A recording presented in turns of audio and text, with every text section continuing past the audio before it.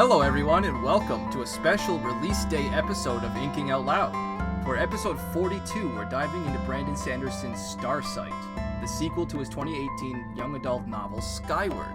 I'm your host, Rob Santos. I'm joined, as always, by my co-host and friend, Drew McCaffrey. How's it going, everybody? And before we get started, quick warning, this is going to be a spoiler-filled episode, not a generalized spoiler-free one. So if you're checking this out on release day, or in the days immediately after, make sure you finish the book before listening to the rest of this podcast, because we are going to go absolutely crazy with the spoiler talk in here. So, now that that's out of the way, Drew, Starsight, man, where do we begin? Well, we begin by just saying how lucky we were that we were able to read this Oh thing my in goodness. advance. Yes. It was one of the coolest moments when you told me that I had an advanced reading copy. I was like, are you kidding me? Oh my god, I was so excited. Yeah, this was my second book being a beta / gamma reader for Brandon Sanderson. I was not on the beta for this. I was on the gamma. So I just read it a couple of months ago myself. And to be clear, I'm not on either of those lists. I was just I was lucky enough to receive an advanced reading copy. Yeah. Peter Alstrom was kind enough to fire a copy over to us so that Rob could read it. And my man, Peter. Thank you episode so much, Peter. Out as soon as possible for all of you guys, because I know there are plenty of rabid Sanderson fans who are probably done with this book already and really want this content. Or some who are ready to dive back in and do a reread, I'm sure. Yeah, that too. see what we thought about it. Yeah, so let's do a little recap of the book. Okay. Sure. So obviously, this is going to be spoilers for the entire book, as Rob said. We pick up a little while after Skyward, where the defiant, the DDF population of detritus, the DDF, yeah. They have achieved orbit over detritus. They've started co-opting the space platforms and the defenses there. They have a kind of a space platform staging ground for their fighter pilots. Spensa and Mbot are leading the way in the defense against the superiority, this conglomerate of aliens who are bent on keeping humanity penned on this planet. And early on, though, another alien crash lands on detritus, and it turns out this other alien named Alanik is another Cytonic, like Spensa, and she has been recruited by the superiority to become a new fighter pilot for them. But she crashes, she's injured. Spensa takes her place using some illusion technology from Mbot and flies to a superiority station called Starsight, which is where most of the events of this book take place. Mm-hmm. And undercover enters into the superiority military. Goes through training. We meet a bunch of different races of aliens, some really neat ideas. Spensa kind of makes friends and teammates, squad mates with a few different ones. There's Hesho, the Kitson. Hesho, my man. I love this guy. Totally not their king. Definitely not their ruler.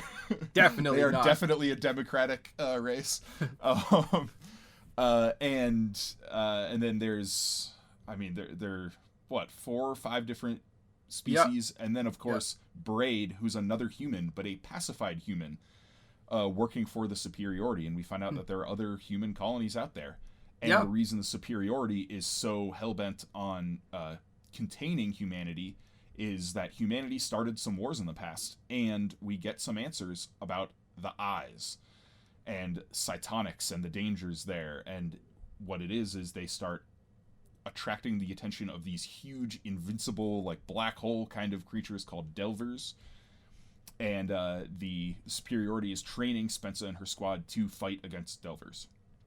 Yes. And she goes through the training. There's a bunch of political maneuvering going on among the different factions of superiority, and one of them kind of wins out, and this one faction wants to destroy detritus and uses Braid, who's another Cytonic, to attract a delver at detritus, and Spensa then has to lead it away and fight it, and sort of defeats it, has one of these kind of weird conclusions there. Yeah. But while she's recovering at the end here, a civil war basically starts going down in the Superiority. There's a coup, and Spencer flees with Mbot, but while doing so, does some things that Mbot really doesn't like, and we are left on quite a cliffhanger.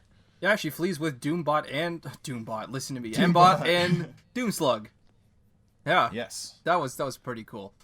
Yeah, good. So that was actually a really good overview there. Thank you. The first thing I want to do is I want to contrast. Let's jump into our style discussion. I wanted to contrast the first chapters in particular between this one and its predecessor, Skyward, because we had Skyward starting with a very quiet, kind of serene first scene. Is, we have Spencer reminiscing about her father, if I remember correctly, and the day that became known as the Battle of Alta. But in this installment, Sanderson just launches us directly into combat. We have words like overburn, we have chaotic mess, we have destructor blasts and explosions in literally the first sentence.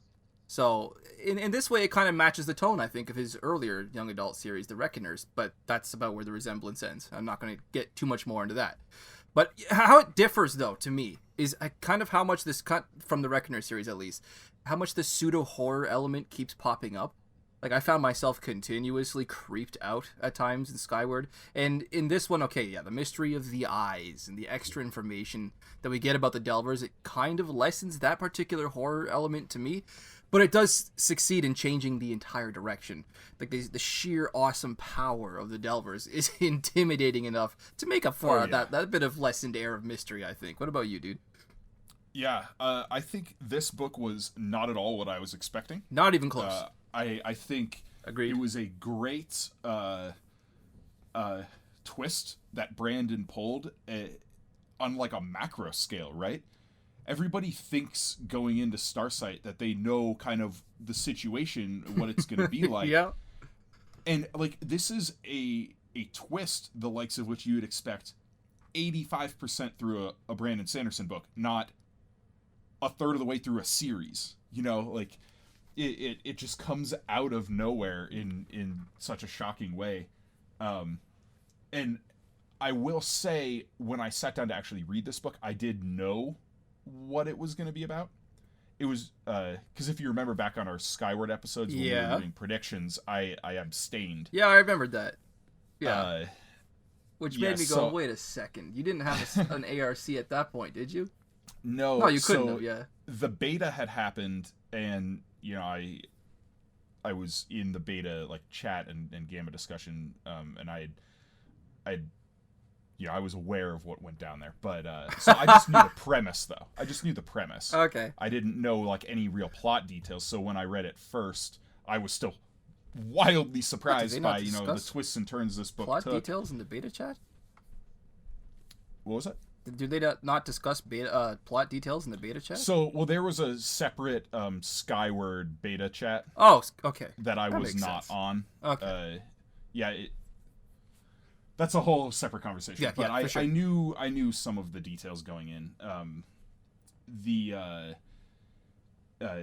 The specific plot points, though, really took me by surprise, and let me tell you, by the end of this book, I was just blown away. I think this is, I'll reiterate this at the end, I'm sure, this is one of the best books Brandon Sanderson has written yet.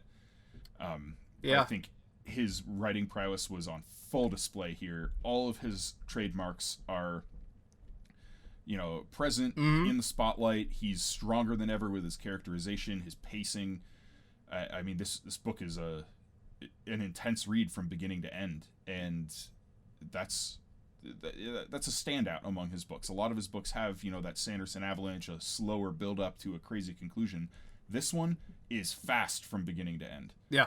And it was a really enjoyable read because of that. Yeah, no, I'm really glad that you brought this up here in our style discussion, or our style segment, because that is something that I did tell you. I think I remember texting you right away, like within minutes, maybe just within hours of getting this advanced reading copy. I texted you something along the lines of, this book is so much Brandon Sanderson.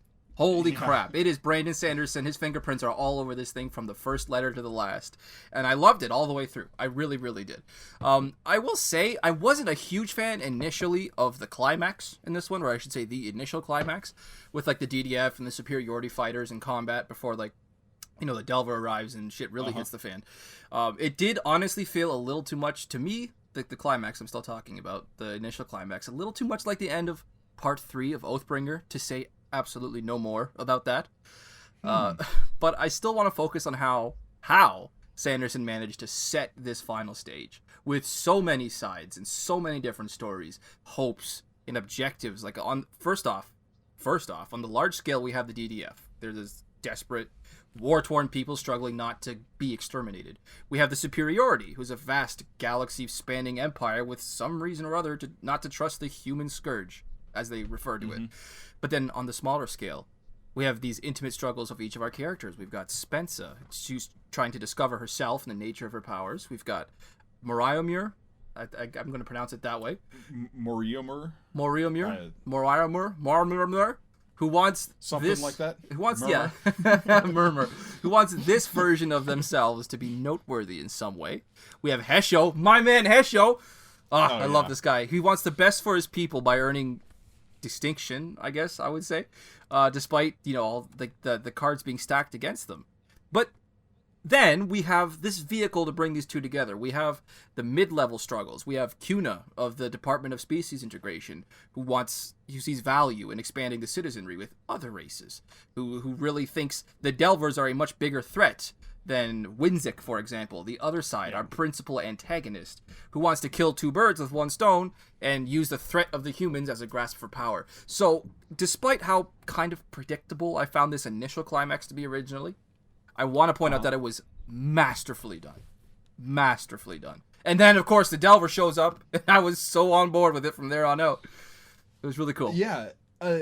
See, I really enjoyed that kind of climactic battle, and then, of course, the maneuvering and the engagement with the Delver with Spensa. But I found, again, without going into too many details here, I found the ultimate climax with the Delver to be reminiscent of at least thematically, the conclusion of Calamity. Yes, In exactly. the Reckoners. Oh my goodness, yes. And if you recall on the Reckoners episodes, that's my least favorite Sanderson ending. It's the only ending I've read in one of his books that I was unsatisfied with. And despite that, I was very satisfied with this ending. Well, because this wasn't the ending of a series. This was just... Well, but this scene, I was satisfied with this scene. Okay. Even though it was similar in kind of tone and theme to what he did in Reckoners, I thought it was handled much, much better here. There was more tension, I think. And it was a more powerful character moment for Spensa than it was for the parties involved in the Reckoners. And then, as you mentioned, there is a third climax after that in the epilogue, and then the hidden chapter after the epilogue. How ballsy was that?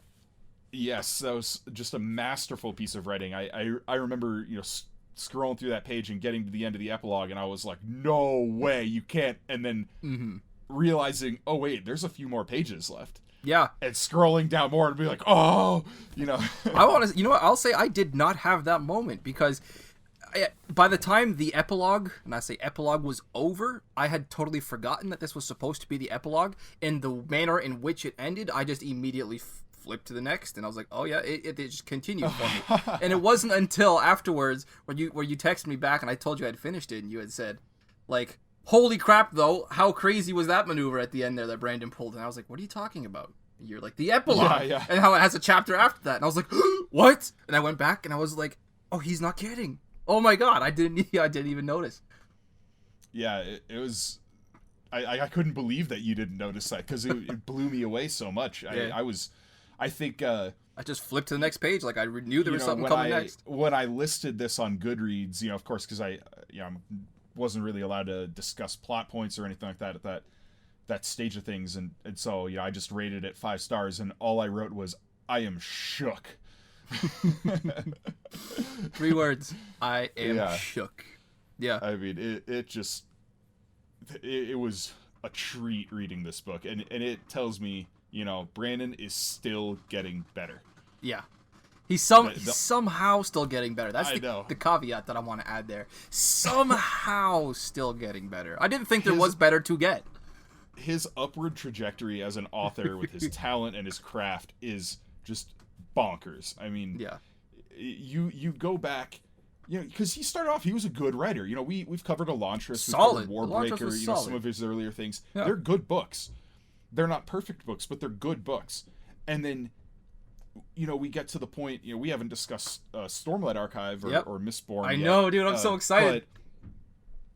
But he has just grown by leaps and bounds as a writer, and he continues to do so. And I am thrilled to see it, because that still holds so much promise for the future. We're only 2 books into a 4-book Skyward saga, With the way Starsight ended here, we're looking at some crazy stuff to come in a couple of years. It's just a delight being a reader and a fan of Brandon Sanderson. No, it definitely is. I'm so glad that I found this guy eventually, and as you were just saying, we haven't covered Mistborn, we haven't covered Stormlight, we haven't covered his recent body of work. Well, technically we're covering his most recent one right here and right now, but overall we still haven't even covered like a third of his released books yet. And I love that we're like, at this point we're 42 episodes in, even though we've recorded 43 plus a couple of bonuses. I'm so excited to actually get to the point where we get to discuss Mistborn, the Final Empire, the Well of Ascension, Hero of Ages. Yeah. I cannot wait for that Hero of Ages episode, my dude. Oh my god, I don't have so much to glow about. But let's get back to the style discussion of Starsight here, because there's still a couple style points that I want to discuss. Sure, yeah. So, I'll say number 1, but we've already been talking. So, number 2, at least for me, the manner in which Sanderson continues to lay breadcrumbs for us to follow.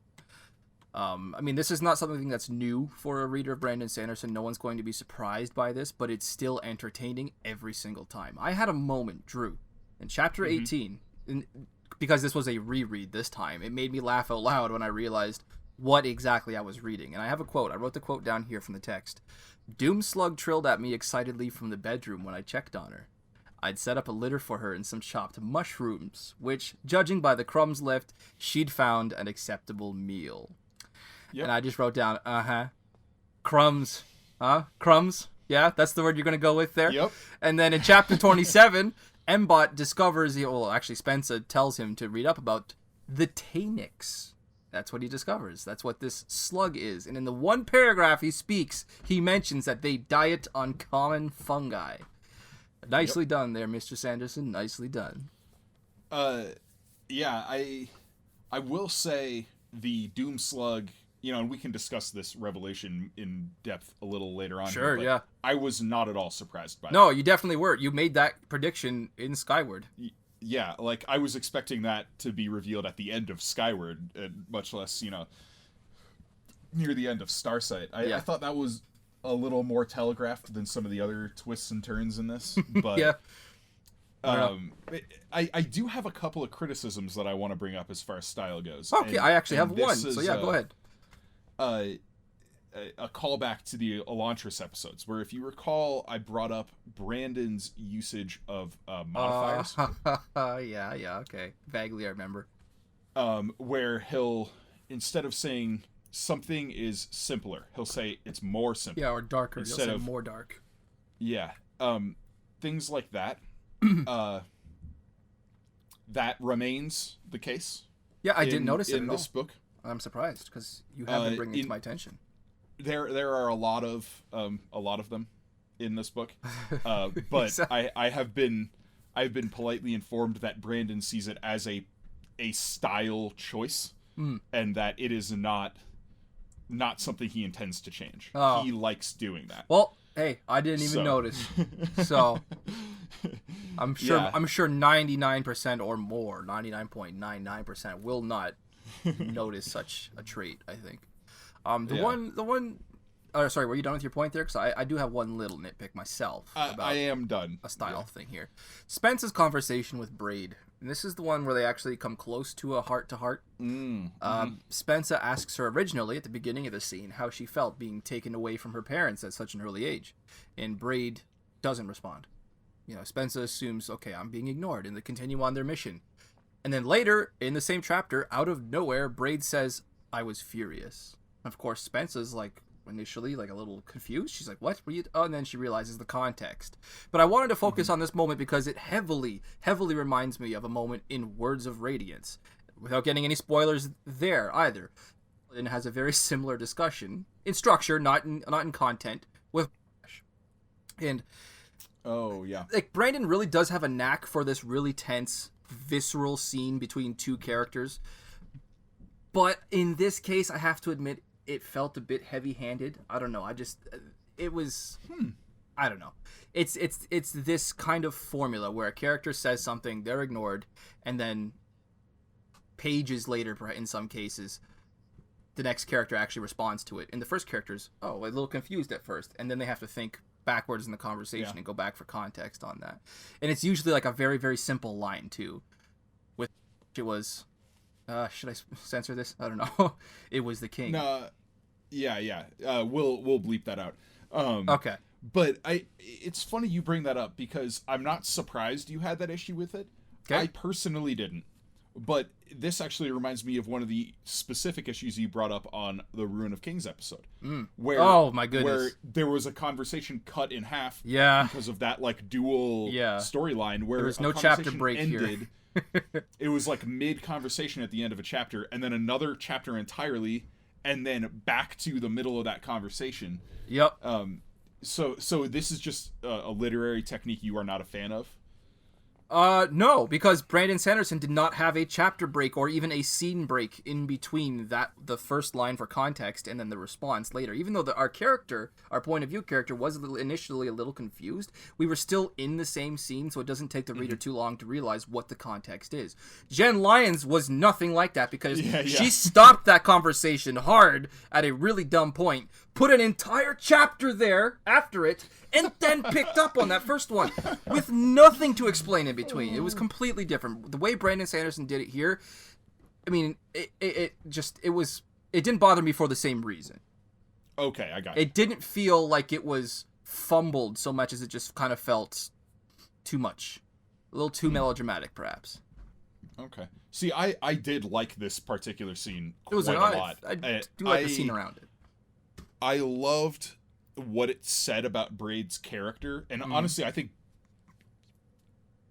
maybe we'll get into this more in the character discussion. Okay, sure. Well, I've pretty much done my style discussion, so if you want to dive into character. Okay, well then let's start with Braid, because she is, I think, the most compelling character in this book. What? There is so much to dig into with Braid, and there's so much hidden depth to her. I do not agree with that at all. I mean, I really hate her by the end of the book for what she does, for betraying them. But I think she has so much potential as a character. She's going to have a great role going forward. But in this particular scene, I think it says a lot about the kind of person that she is. That she doesn't respond immediately, and she spends all of this time just digesting the one question. And finally coming to the point where she's like, yes, I'm going to respond, A.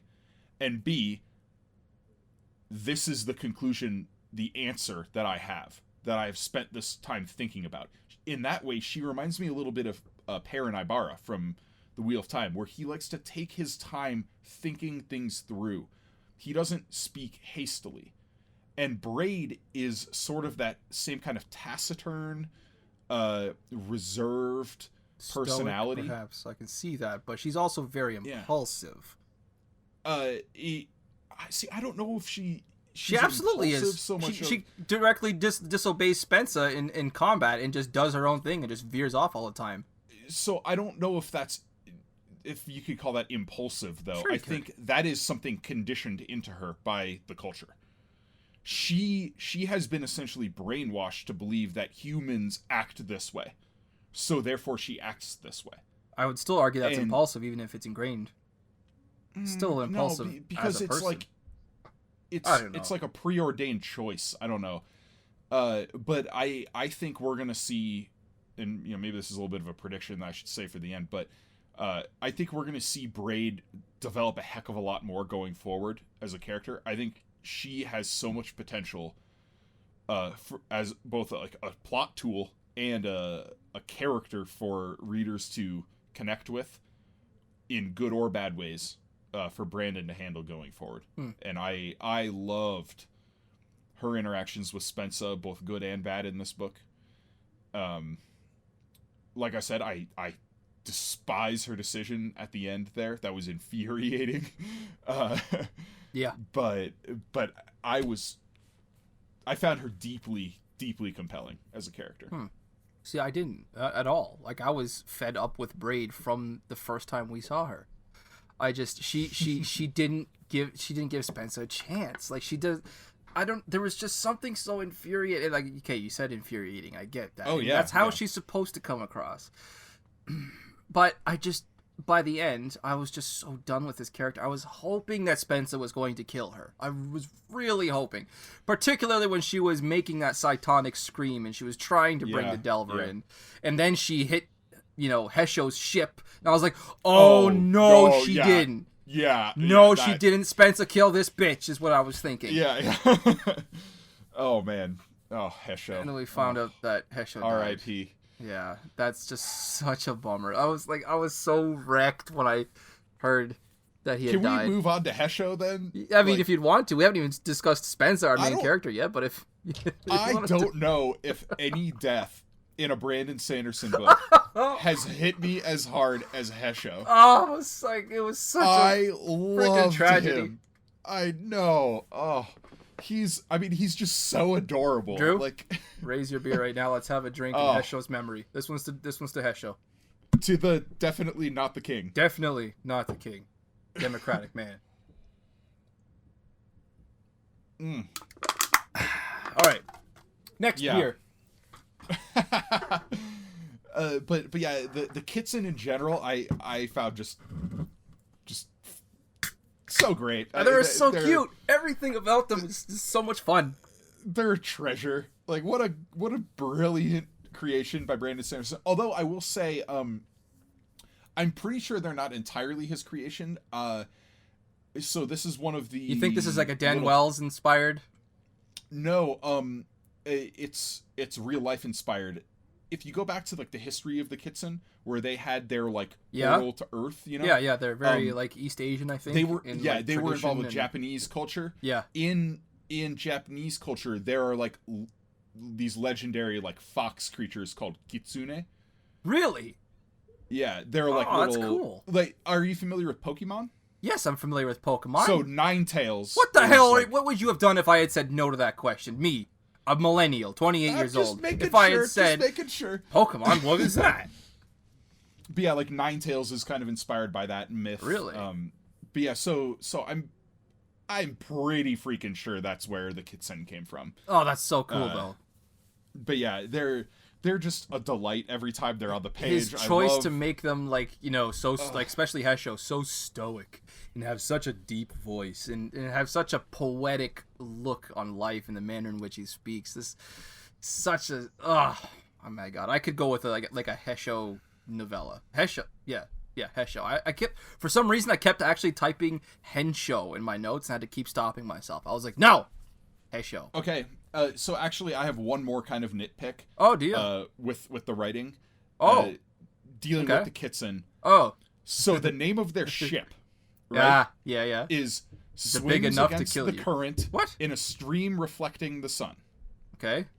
That is the name of the ship. They say this is the Kitsen Unity ship swims against the current in a stream reflecting the sun. Yeah. Whenever it's shortened, it's called swims upstream. Oh. Against the current versus upstream. Yeah, like I get. What's the same thing? It's a synonym. Well, the theme remains, but it's like the name of a ship, right? Wouldn't you just call it like swims against? Yeah. Like, yeah, that bothered me a lot. Really? That bothered me a lot. What happened to the big enough to kill you? That's what their ship was originally called, wasn't it? Well, I feel like that was kind of a you know. Maybe a joke on their part. Yeah, like maybe that was the ship they arrived there. I don't know, actually. Okay, all right, so because Mbot mentions that when they're in their first training, I think. What was it? Was she in her first training? He said, "Ha, you'll find this entertaining." Their ship is loosely translated something along the lines of big enough to kill you. Yeah. But that's their original ship. Okay, yeah, that's where they named the ship their like superiority fighter, like little battleship. Oh, that's right, because they were so excited to get it when they were just like squeaking and they were running all over it, and they got to see all their armaments on the ship and stuff. So friggin' adorable. Cool. Ah, that's so cute. I want a Kitson as a friend, not as a pet. Come on now. But like, I love their culture. I love how they're so clearly still like servants and like treating Hesho as a king, and then he's just like, no, I'm not a king. We are very democratic. Yep. But at one point, totally democratic. At one point, he's insisting this as he's like propped up by the other Kitson, and he's leaning back, and they're cutting pieces of a steak and forking it into his mouth.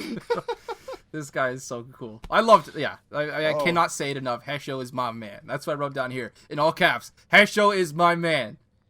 Yeah. No. Without spoiling any other Brandon Sanderson books, Hesho's death is at least top 3 most like heartbreaking for me. Yeah. There are a couple of Cosmere deaths in there that I think are on the same level, but I can't wait to see what other Kitson we're going to get to meet in the future, because there's no way Brandon is leaving them by the wayside. You know, they're too cute. There's too awesome. Much potential in there. Yeah. They're too ferocious. You know. Yep. So, should we move on to Spencer? Let's move on to Spencer. Okay, I only really have one thing to discuss with Spencer, and it's a positive thing. I wanted to say that as a person, she was a lot easier to read this time around. Not that she was a pain to read in Skyward. She was still an enjoyable character in Skyward, but she was more enjoyable, I think, in this one. She's definitely done a lot of growing up since the first book started. For one, it would have been really easy, I think, for Brandon Sanderson to fall into the whole, I'm not going to tell anyone that I saw myself in that ancient video, and I'm going to refrain from mentioning that I thought I heard a voice say, it hears me. You know, I'd much rather say nothing and spend a few pages, 100 pages even, brooding about whether or not I'm losing my mind and safe to be around. But instead, Spence is just pretty straight up with Jorgen and Cobb when they ask. Like, she holds nothing back. She's totally upfront and honest with them. For a character in a young adult novel, particularly a character who herself is in that age group, I found it endlessly refreshing. Yeah, I was going to say refreshing is the word, and that is Spencer, though. Like, she is not at risk of using like kind of a meme trope. She is not your typical like YA girl. You know, she is straightforward. You know, she is like much more forthright and honest with the people around her, and that's just her personality. You know, like, she had to grow up that way because of the circumstances around her dad, and she had to be confrontational and like willing to deal with people, and it's nice to see a different kind of girl, someone who has self-confidence in her own way, and it's not just like another Katniss Everdeen who's like not a Mary Sue, not a Mary Sue, but who isn't constantly questioning, be like, I can't believe I'm this way. I can't believe people see me this way. Like, Spencer's like, I earned what I earned. I am the way I am. You know, like... You said Katniss Everdeen? You mean to tell me you've read Hunger Games? Yeah. Really? I hadn't considered. I didn't think you would have. Sorry, I'm not trying to be dismissive there. I just thought it was a little below your level, honestly. I actually read the first Hunger Games book in my senior capstone literature course in college. No crap, really? Yep. The class was called The Literary History of the Present, and well, actually, no. Let's not talk about your impressions about that one. But we're talking about our impressions of a different book. Yeah. But I've read a fair amount of YA, and Spencer is, as you said, refreshing in comparison to a lot of those characters. She doesn't have the standard like, I'm such a plain girl. Oh my god. Nobody could possibly like me, and then every guy in the world is like tripping over themselves to get what they're like. Yeah. You know, Spencer has self-awareness, which is really, really refreshing. Definitely. So, but on the topic of her character development in this book, obviously her biggest issue is figuring out her psionic abilities. But I also liked how it was her developing a different kind of confidence, where, as I said, Spencer is a forthright person. She is honest. She is direct. And now she has to participate in a subterfuge. Like, she has to go undercover. She has to hide behind a mask. And that is not what she is used to. That is not her personality. And so she has to develop confidence in a new skill set. And I think that's a really clever touch that Brandon used here, where it was, he already subverted our expectations for what a YA character is typically built on in Skyward. And now he's using he's using a plot line in this book that generally, like trope-wise speaking, is more reserved for like adult male characters in fantasy and science fiction. The warrior who has to like go undercover and get out of his comfort zone. And now it's a teenage girl in this flipped trope of where all of these YA, you know, teenage girl characters tend to be like, oh, I feel like I have to hide behind a mask. Oh, this is the life I live. You know, that kind of a thing. And now Spencer really has to live that way. But she's not used to it. Yeah. So I liked how he developed her character arc in this book because of that. It was a really good way to flip a YA trope on its head. Yeah, Spencer, A+ character in this book for me.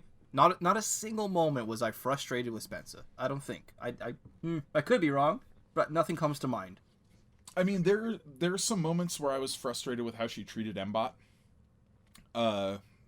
But they were in character for her, so it wasn't like, it didn't really pull me out of the story or anything. But we'll get into that more in the prediction point at the end. Well, speaking of Mbot, yeah, let's talk about Mbot. Okay, so as a direct contrast to how much I had to say about Spencer, I have a lot to say about Mbot. So let's dive in. Okay. My first note about Mbot, I wrote down that Mbot immediately has his SAS settings dialed up to 11. It was pretty entertaining in the beginning, but I will admit I was a little concerned towards that same beginning when Mbot just started saying things like resigned sigh and dismissive eye roll, because I was afraid it was going to turn out to be a book-long trait that was going to get very annoying very quickly. But no. Brandon had other ways to use Mbot to continue to make us laugh, and I found it to be a really, really fun part of the book. Like, I enjoyed Mbot's humor as much this time around as I did in the first one, which was quite a lot. What about you, dude? Yeah, so Mbot got a lot more screen time in this one, so to speak. There's a lot more going on with him. Yeah. And I loved how Brandon took what started off as like a typical companion character. It was easy in Skyward and in the first bit of Starsight here to look at Mbot as like a Nightblood analog. Oh, okay. You know? Oh. You know, you're this sort of like this sentient, non-human, non-living thing, you know, that interacts with our main character and has like its quirks, and it doesn't fully understand human colloquialisms or senses of humor, things like that. But Mbot grew a lot in this book, and he made that growth not necessarily a good thing. He left Mbot on a really foreboding note. Yeah. See, that's where I want to go with this eventually. Yeah, and again, this is something I'll cover in the predictions at the end. Yep. But I really appreciated how he took what could have been a really predictable sidekick type character and added new dimensions to it and set up potential conflicts for the future. Yeah, I'll say that I really, really liked... I've said this already, and I'll say it again. I really, really liked M-Bot in this book, but I do have some things to bitch about on the front of M-Bot.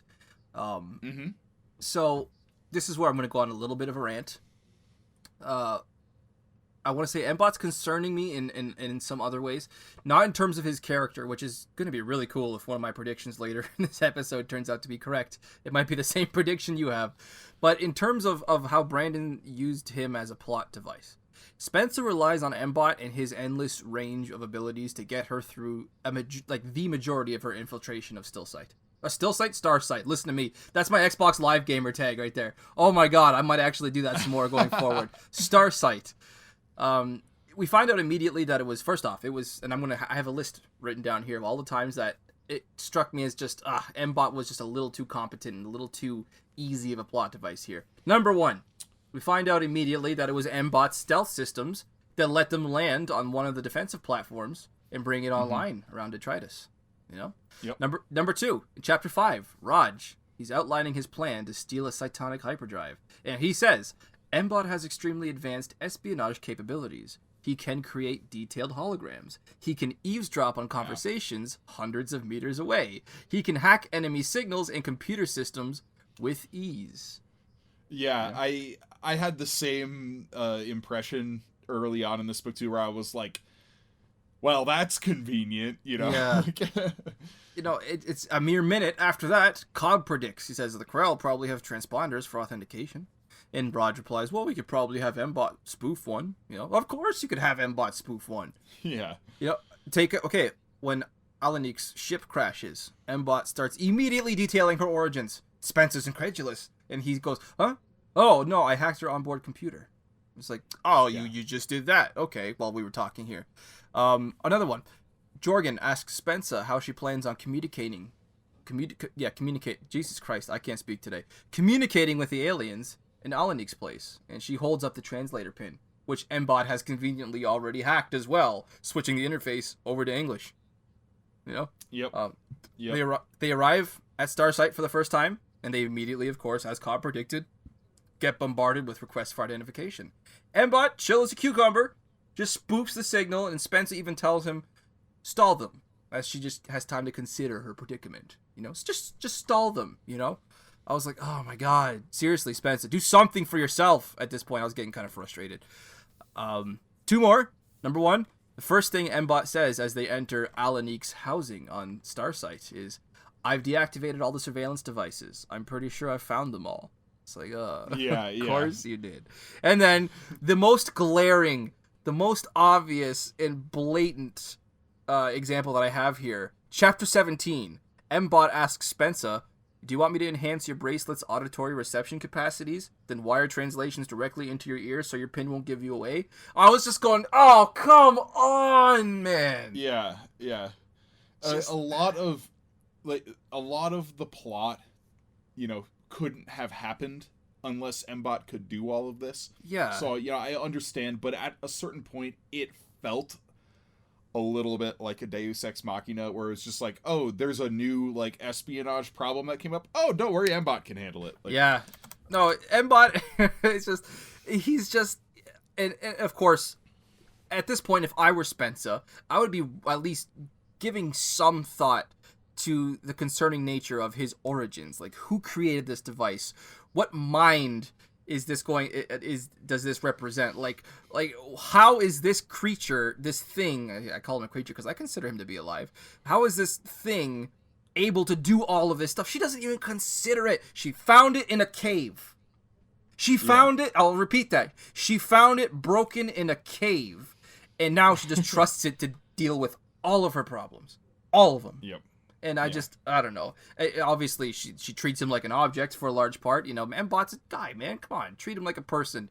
I felt so bad for him so many times when he's questioning himself and what he's becoming, and how he's concerned in a very human way about, like, the development of his character, like where exactly his future lies.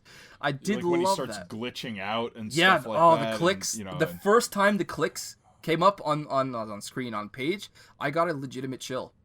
Yeah, that was I was like, the first time that happened to. I was like, oh crap, this is going somewhere like more staggering than I thought it was. Yeah. Like, wow. Yeah.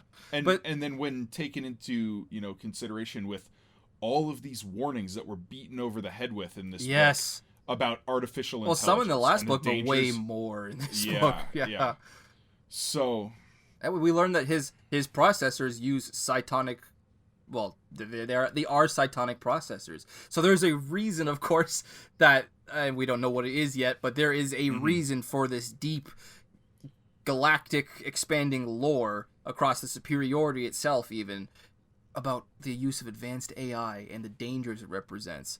And of course, I should probably say, I'm going to save this part for the predictions part going forward. I'm going to stop right there. Jorgen, discuss Jorgen. I was about to say we got to talk about Jorgen. All right. I didn't mention him in the recap, but he starts developing, of course, cytonic abilities of his own in a different way. And he discovers this cavern full of doom slugs. But I really enjoyed Jorgen in this book, and I believe I said this on the Skyward episode as well. I like him a lot. Oh yeah, I like his definitely character. had lots positive to say about that character. And I like how Brandon handled his relationship with Spensa in this book.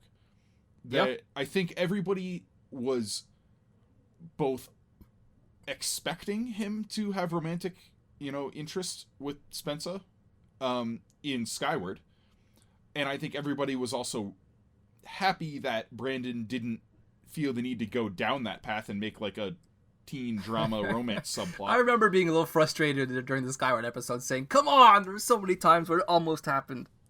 And then in this book, we just kind of skipped a lot of that drama when Spensa expresses her feelings to him and then leaves. And so we have this kind of hopeful note that we're left with between Spensa and Jorgen. And we didn't have to go through all the Twilight bullshit that you would expect in a YA romance subplot. Yeah. On the subject, I actually read Twilight. That's the YA series that I read. I read the first 10 chapters of it, and I was just like, no. You know what? All right. I actually liked it. Oh, you liked it? Oh, no. My ex-girlfriend, my girlfriend at the time, Rachel, she made me read books 1, 2, 3, and then Breaking Dawn, the fourth one, was just coming out at that point. So I read all 4 of those books. Dude, they're not bad. The books are way better than the movies. Way better. Of course, you hear that all the time. Anyway, that's just completely on the side. Yeah. So on the topic of Jorgen, I will say I definitely liked the Jorgen interludes in Starsight way more than I liked the Ironsides interludes in Skyward. Those ones weren't from the point of view. These ones were not from the point of view of a character that I wish would die at every third step they took. So yeah, but I also want to say I loved the scene. I loved the scene between Jorgen and Spensa as they hurriedly outlined their insane plan before Spensa leaves for Starsight. Here is why we see that Jorgen is the perfect match for Spensa. First, we see her immediately recognize her dangerous impulse and decide to go to Jorgen before making the call. That's growth right there. That is growth.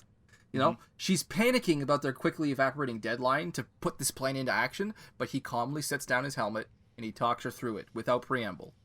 But, on the flip side, he does immediately agree with it, showing that she has in turn affected him quite a bit.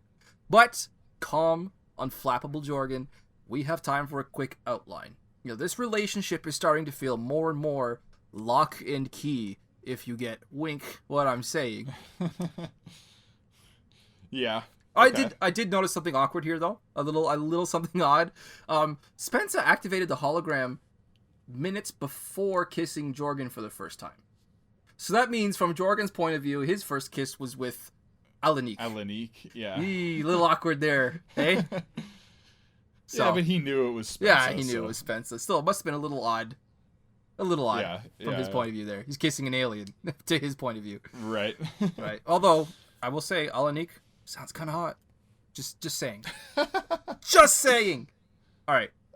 I will neither confirm nor deny that. Moriomir? Should we talk about him? Or them? Moriomir? They? Them? Them, for sure. Yeah, no, I thought the character of Moriomir was interesting.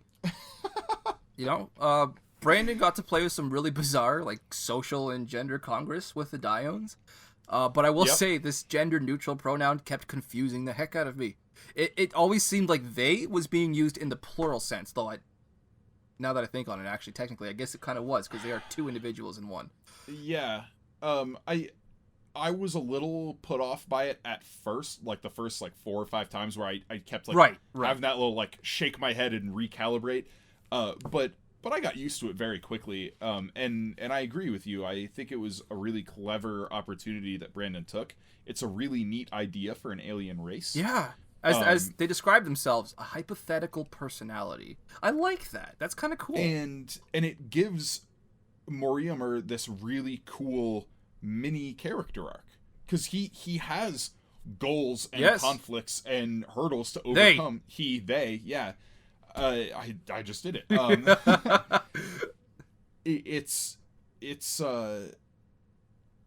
kind of surprising, but also back to my earlier point in style, that this is Brandon probably at his best with character work, where even these minor characters, you know, and I talked about this on the Skyward episode too, where all of the cadets, even those who only lasted for, 10, 20 pages, in Skyward, they were fleshed out dynamic characters. Yeah. And we see it again here, where it's like these minor characters they're not just fleshed out and round and maybe a little dynamic. They have full on character arcs in this book. I mean, it's crazy how much Brandon packed into this.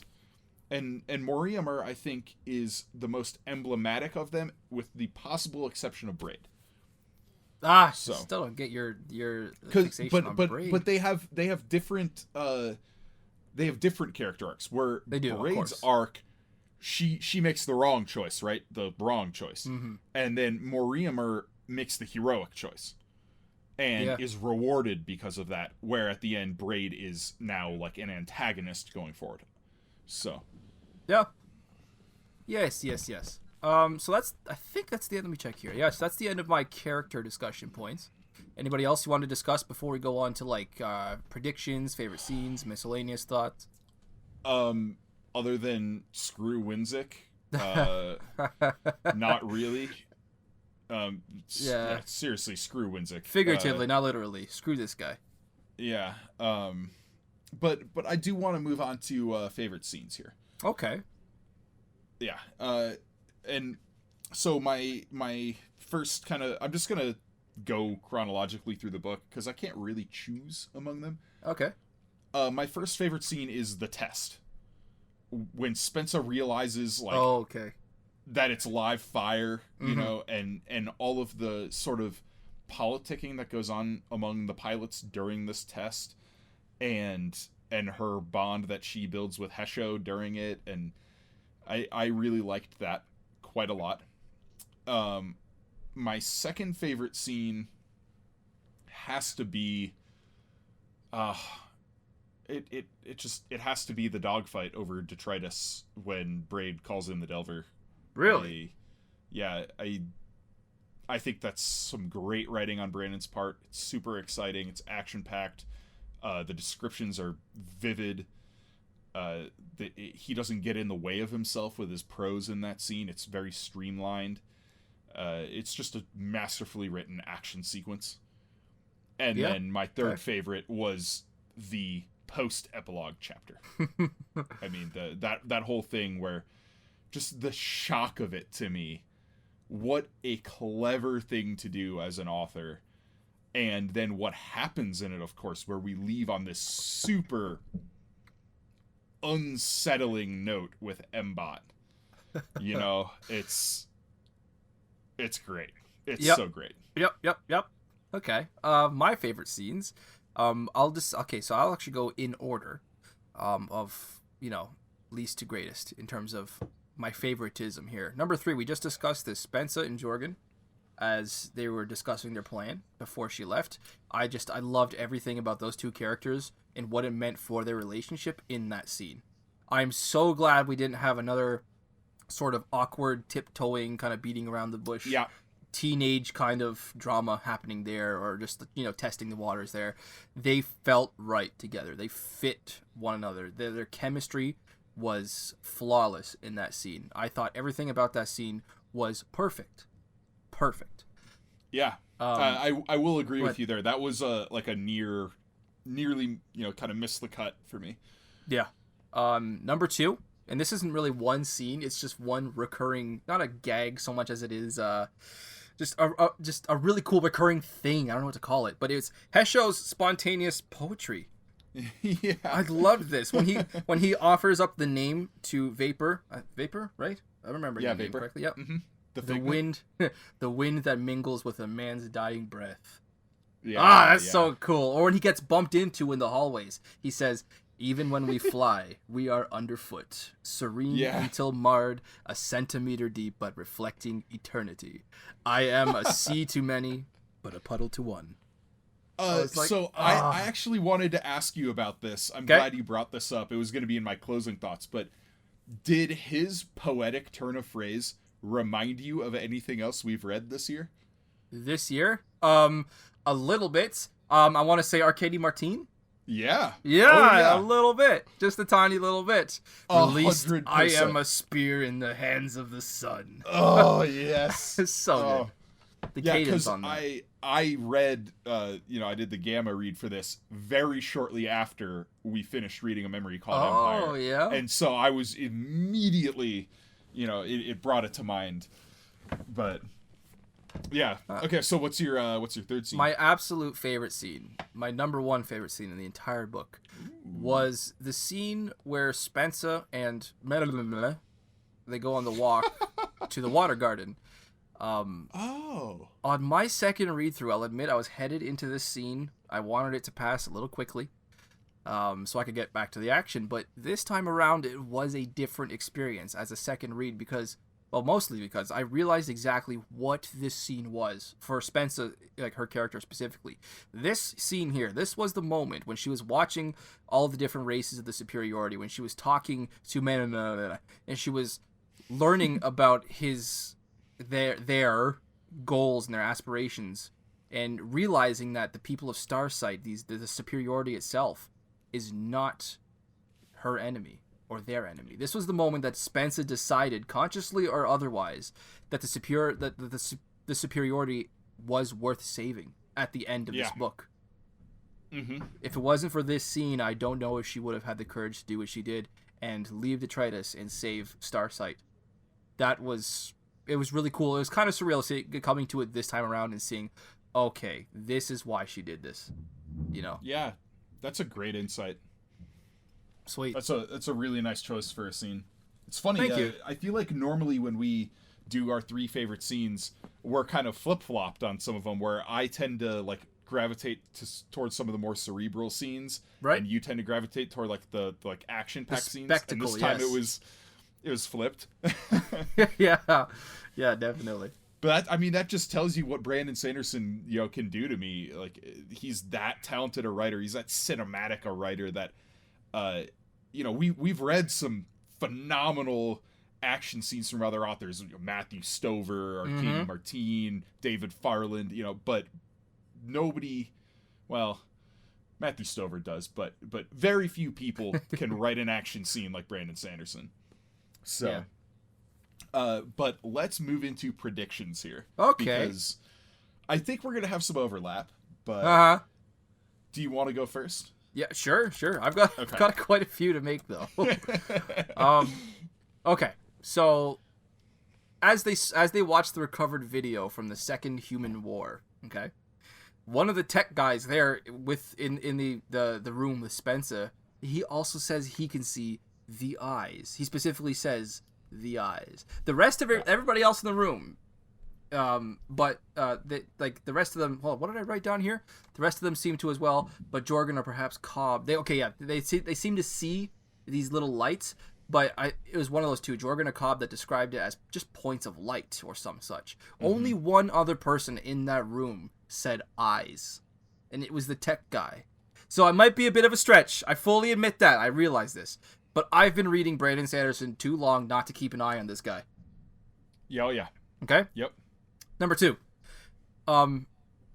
We get no more mention of these supposed mind blades that Winzik warned Spencer against using as soon as he met her. This could be an Urdale. That's her race, right? Urdale ability. Yep. Urdale. But I'm thinking, obviously, it's an as-of-yet unrevealed cytonic weapon that Spencer has at her disposal. Oh, mind 100%. blades.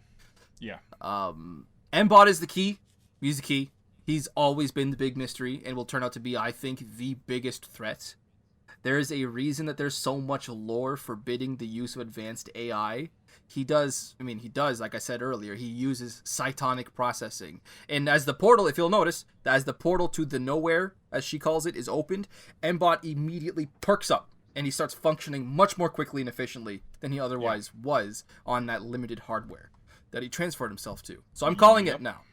His transition to the nowhere with Spencer is going to unleash him in some way. And I also want to bring up something that he said, Mbot being he, in chapter 13. He said, and I quote, I wrote this down word for word, "You've lived your whole life with autonomy. For me, it's a new hazardous thing, a weapon I've been handed with no instructions. I might be on my way to becoming something terrible, something I don't understand and cannot anticipate." Yep. So this is one of probably my biggest prediction. Yep. Is that Mbot will be our principal antagonist going forward. Yeah. At some point. I don't want to say myself right away. I do not see Winzik as being some No. It is even going the Delvers. to be Mbot. I thought, okay, it's going to be the Delvers, whatever's behind the Delvers. I think it's going to be Mbot. Now I think it's going to be Mbot. I think we're going to learn more about the creation of these AIs, or like about what or who even they were. Well, certainly, yeah. Relating still back to Old Earth, the first human war, not the second human war, the first. Mm-hmm. I still think Mbot might have been an actual dude at one point, but I'm nowhere near as certain about that as I am going forward that he's going to become a principal antagonist. Yeah. Mbot's going to be the main bad guy in book 3. I'm positive about that. Yeah. And you all can laugh at me when book 3 comes out and Mbot is not the principal. Oh sure. antagonist, Hey, me too. I'm saying it. I'm making it known right here now, Drew. I'm 100% on board with that right there. So my second last, the attitude of the Delvers, the way they see their home as peace and serenity, while intelligent life, I'm using air quotes there, represents kind of frustration, emotion, anger, etc. It rang a bit familiar, though I really don't want to say any more for fear of spoiling another series. And my last prediction, it's not a prediction, it's just a question I have, something that I guess got glossed over and never got explicitly or even unconventionally explained. Why was Alanik's ship crash landing on detritus in the first place? Are we just going to ignore that and all of its various implications? Like, she tried to go to the Superiority, she's tried to go to Starsight, and somehow she ended up crash landing on detritus. And we never got an explanation for that. So I think we're going to get one going forward, and it's going to be a big deal. Oh yeah, Alanik is going to be a pivotal character in this. Yeah. I mean, the Urdale, her whole race, they're such a wild card. Yeah, absolutely agreed. And I'm certain they're going to be a key player in this brewing war going forward. I will say the only prediction I had that you didn't touch on there in your kind of little laundry list, is about Braid. Okay. So I have a feeling that the third book is going to open up and set up Braid as the main antagonist, and by about 2/3 of the way through, Braid and Mbot are going to swap. Braid is going to have her come to the light moment. She is going to side with humanity and with Spencer, and Mbot possibly at the same moment is going to flip on them and become this ultimate like terror that I they're like gonna that. have to deal with. It's very Brandon Sanderson. I like that. I do like that prediction. That decision totally wasn't informed by me having read dozens of Brandon Sanderson No, stories before or definitely anything. not. Yeah, Couldn't be in any way. So that's yeah. our favorite scenes out of the way. And predictions out of the way. And predictions out of the way. Oh, sorry, I meant to say predictions. Yeah, I do have a couple miscellaneous thoughts. Okay. By couple, I mean 5, but 2 of them we've already covered, actually. One of my predictions from our Skyward episode turned out to be true, though now I consider it might not have been a huge stretch to assume. Namely, my prediction about the black fighters that Spencer can't hear with her cytonic senses. They're piloted by actual aliens, and in one case, even a human. Boom! Nailed it. Mic drop. Yeah. Drew, your prediction about Doomslug being the machine behind the cytonics, or the hyperdrive, I should say, totally nailed it, right? We talked about that. I will say I loved the whole training video that they had to watch, the How to Fight a Delver training video. It was cringeworthy and awesome in just the right amounts. It was so cool. This human expert that's on the Superiority News, Suzumi, the human expert, refers to the newscasts, or on the newscasts, to the explosion of human aggression that began 10 years ago. I just want to say that. I just want to say, Yeah. Some foreshadowing, probably. Yeah. Well, I mean, wasn't the first Battle of Alta where Spence's father was lost roughly about 10 years ago? It was roughly about 10 years Roughly ago. about that, yeah. And my last miscellaneous thought.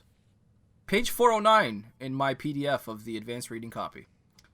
Spencer is chasing Braid through this battle, and she thinks to herself that they two are like sharks chasing one another through a school of minnows.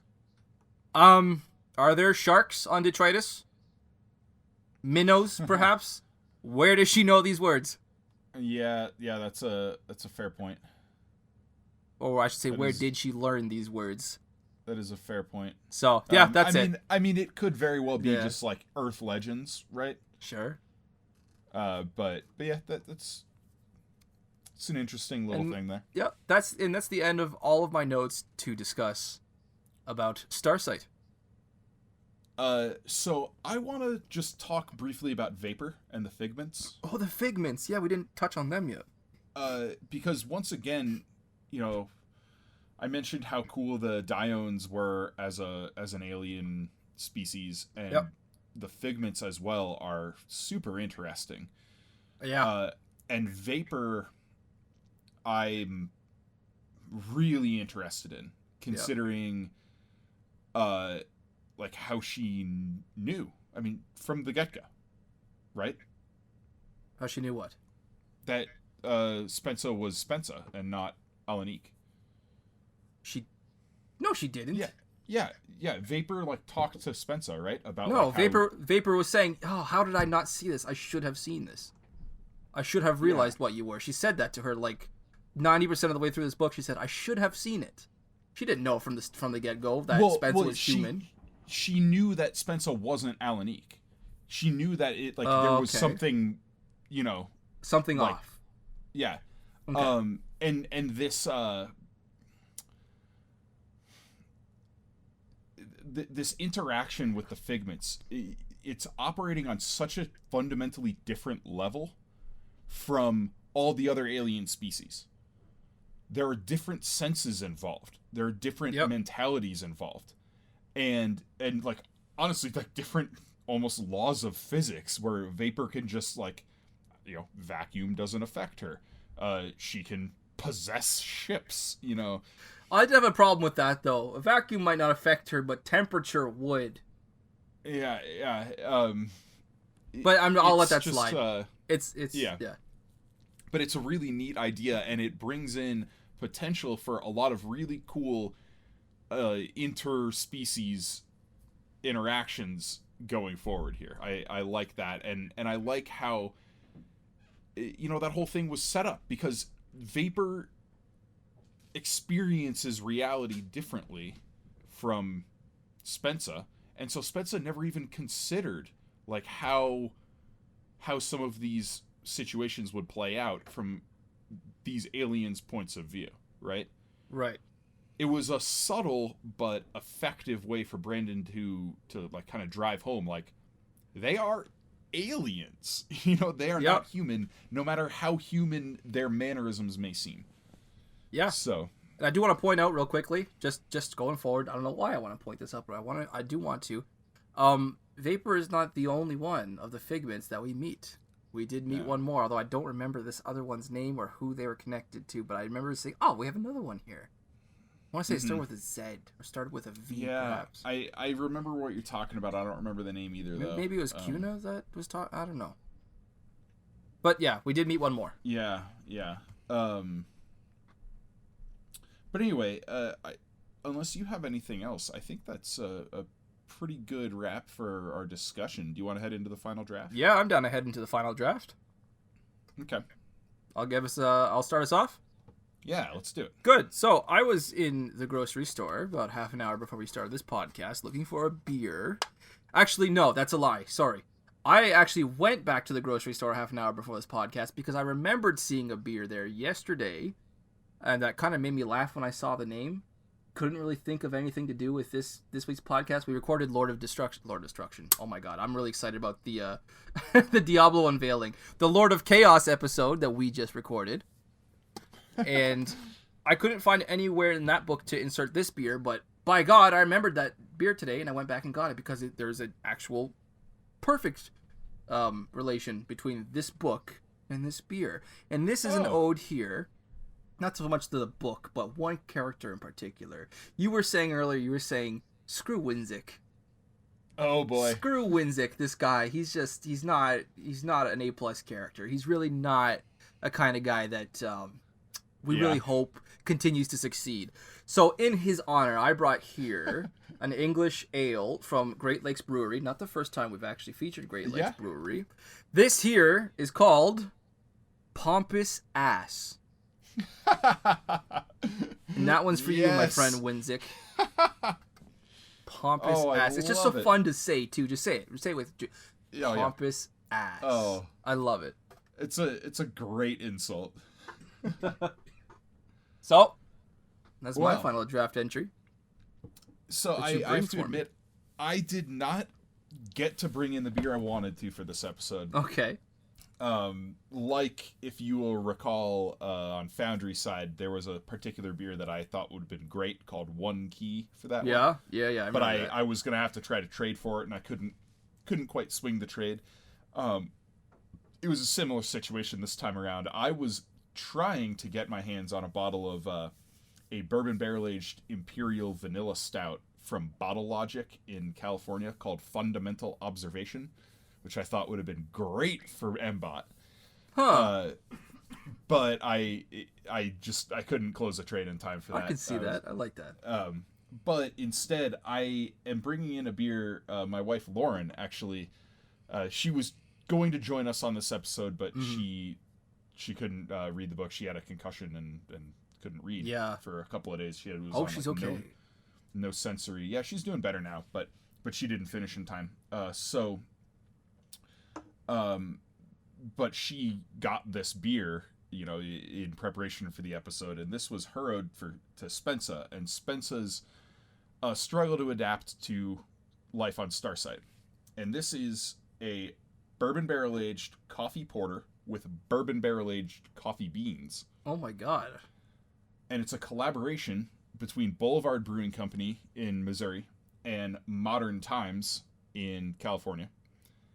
And it's only 7.5%, which is pretty low. That's child's play compared to what you brought on last time, Mr. 17.5%. Oh, wait, that's actually a future episode. Well, that's a future episode.